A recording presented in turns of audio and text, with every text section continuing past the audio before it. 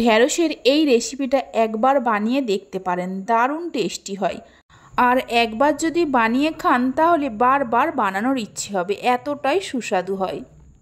ভাত, রুটি, পরোটা সব কিছুর সঙ্গে খেতে ভীষণই ভালো লাগে। আশা করি আপনাদেরও ভালো লাগবে।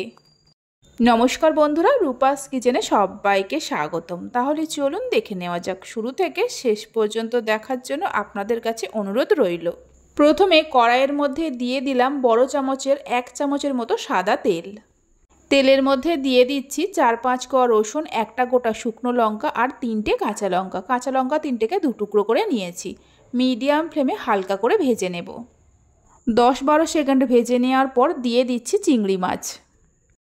অল্প করে নুন আর হলুদ দিয়ে হালকা করে ভেজে নেব। এখানে 200 গ্রামের মতো চিংড়ি মাছ আছে। চিংড়ি মাছগুলোর খোসা ছাড়িয়ে নিয়ে ভালো করে ধুয়ে আগেই পরিষ্কার করে রেখে দিয়েছিলাম। 1 মিনিটের মতো ভেজে নিয়েছি, এর থেকে আর বেশি ভাজবো না। এবার তুলে নিয়ে রেখে দেব।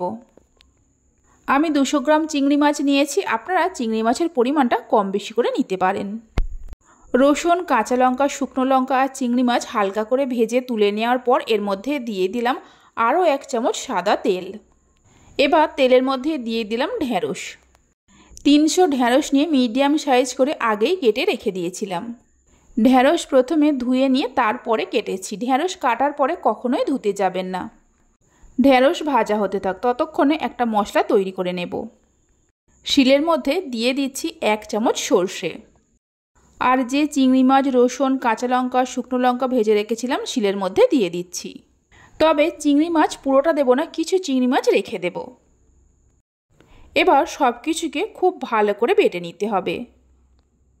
আমি 3টে কাঁচা লঙ্কা আর একটা শুকনো লঙ্কা নিয়েছি। আপনারা যদি বেশি ঝাল পছন্দ করেন তাহলে লঙ্কার পরিমাণটা আর একটু বাড়িয়ে দেবেন।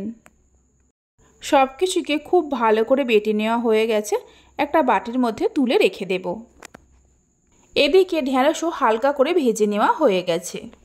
2-3 মিনিটের মতো হাই ফ্লেমে ভেজে নিয়েছিলাম, এর থেকে আর বেশি ভাজবো না।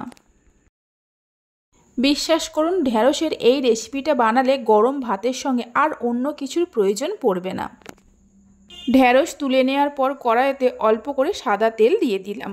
তেলের মধ্যে অল্প করে কালো জিরে দিয়ে দিচ্ছি আর একটা মিডিয়াম সাইজের পেঁয়াজকে কুচিয়ে নিয়ে দিয়ে দিলাম। মিডিয়াম ফ্লেমে পেঁয়াজ হালকা করে ভেজে নেব।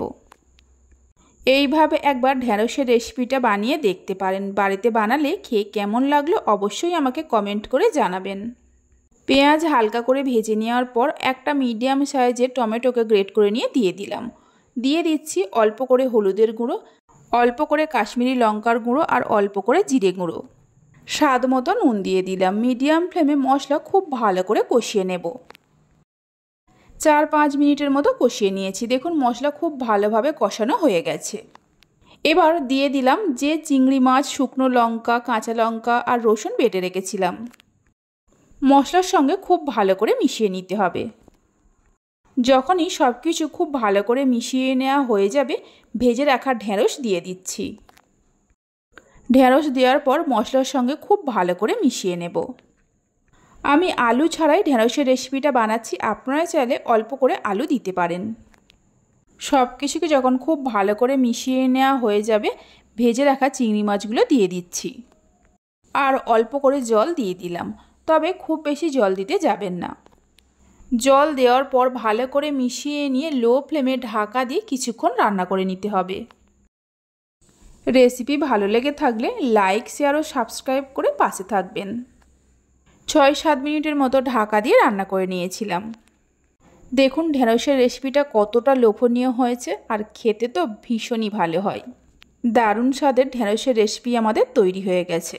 তাহলে চলুন ভিডিওটা আমি এখানেই শেষ করছি। আপনারা সবাই ভালো থাকবেন, সুস্থ থাকবেন। ধন্যবাদ।